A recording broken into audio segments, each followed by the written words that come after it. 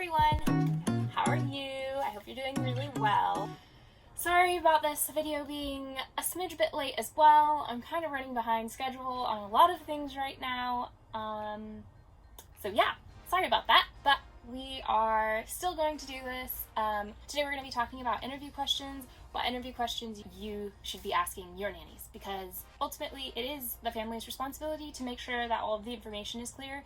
It's beneficial if the nannies do that for themselves, but it's really falls more in line with the families and their responsibilities, because it will be their expectations. So I'm going to talk today. I'm literally just going to be looking at these questions and kind of going over them with you from my nanny contract questionnaire, which is a part of the complete nanny binder, which is now up for sale on Etsy. So you can head over there and look it up, or you can go onto my website and subscribe for the newsletter, and you will get sent a link, because this is the perk of signing up for my newsletter.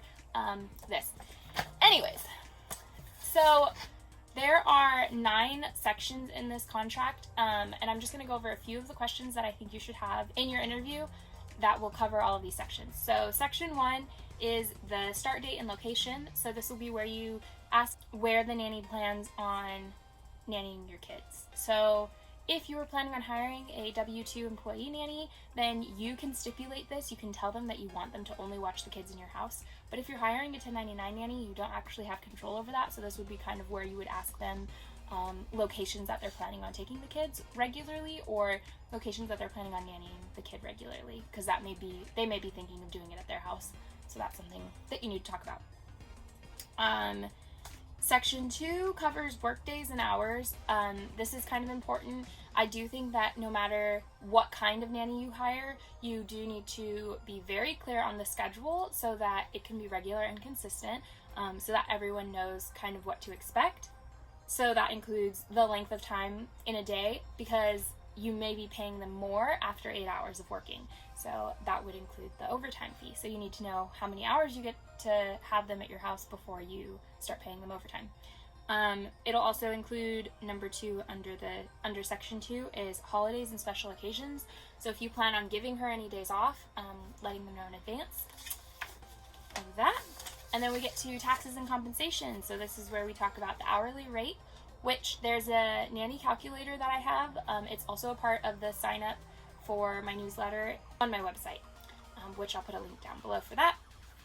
And that is where you will find out what rate you should be expecting to pay as a family hiring a nanny based on your location and a couple other factors, like what experience you expect her to have and what you plan on having her do, like housework or things like that. So yeah, then you talk about your overtime rates. You'll talk about whether or not mileage will be reimbursed. Sometimes families like to reimburse mileage, other times they don't. Both are totally fine, but just be clear on that so that she knows what to expect. Oh, and then setting a budget for, I call it the nanny allowance, or kind of like the petty cash, where you give her like $20 in the beginning of the week, and if she spends it on crafts and things like that for the kids, great, and if not, then she gives you the money back, and she does have to produce receipts. So either way, you're not losing out on money, but that way she doesn't have to constantly ask you to go and buy things, and she doesn't have to like question whether or not you can afford them, or like text you while you're at work about it. She just knows like, hey, I have $20 for the week. I want to go buy some popsicle sticks because we're going to do this really cool craft. I don't have to bother asking. I just have the $20. Section 4 is all about job responsibilities. So talking about how much screen time the kids get, any other stipulations, like if the kids have any kind of, I think I don't put that in here. Oh no, I do, it's next. I'm getting ahead of myself. Anyways, screen time and whether or not you will be providing food for the nanny should be discussed. Section 5, child development and health. So this is kind of more where you talk about what your child rearing is like, and because you want to make sure that the nanny is in sync with the child rearing. How many hours per day do you expect your nanny to promote active learning? So, for example, active learning can be play, where the nanny is stimulating the child by asking questions like, what color is this? Oh, can you find me the red one of these? Oh, how many are here? You know, so it's still the kid is playing and having fun, but they're engaged, they're actively thinking about things. Typically nannies do this when they're playing with kids anyways, but this will just make sure that, like, if you want your kid to be working on spelling, or if you want your kid to be working on writing letters, then the nanny knows that that's what's expected of her, to spend this much time a day working on those things. Also, this goes into the disciplinary side of things. So how do you discipline your kids now? Make sure that that's clear to your nanny, and make sure that she's okay with disciplining the same way. Discipline is something that gets a little bit uncomfortable sometimes to talk about, but just getting it out in the open in the beginning prevents problems down the line. Yeah, and then go over whether or not your kid has allergies. And the nanny should come with a medical consent form, but if she doesn't, it's also included in the complete nanny binder. That's on Etsy. Let's see. And then number 6 is training in physical health. So this is just clarification from you, the family, to the nanny that you expect certain vaccines to be had, if you do expect certain vaccines to be had. And then this is where they could put a copy of their CPR and a first aid card in. And I also don't know if I mentioned this, but this specific questionnaire, it literally is in conjunction with the contract that I've created. So you're just plugging, like this is like a straight questionnaire. You'll just be plugging the answers from this questionnaire into the contract, and you have your contract ready to go. So you don't have to think about the legal jargon that's involved or anything like that, or make sure that you're missing anything. It'll all be included there. So that's what this is helping you do. So when I say insert CPR and first aid card here, you'd be doing that on the actual contract. And then section 7 is all about transportation. So does the nanny need to let you know about the whereabouts? Who should she let know? Should she let know before or after that she's gone and done this thing? And then whose car should she be taking, yours or hers? And if it's either, you should have a copy of her insurance card going in here. Section 8 and 9 are the last two. Section 8 talks about confidentiality. This is basically a yes or no question. Do you want the nanny to be able to post about like pictures of your kids on her private social media? Would you let her do it if her social media was public? A lot of nannies love sharing like what they're doing during the day, or they love sharing pictures of the little ones, especially if they're really adorable. So just making sure that you guys are both on the same page as far as that goes. I also do include in the actual contract very clearly, like very explicit terms, the nanny isn't allowed to share personal information that she gains on the job before or after she's working with you. So there's some more clear terms in the actual contract, but this is the part that you would have to discuss, is like pictures and videos and things like that. Like, is she allowed to share that with her friends and family?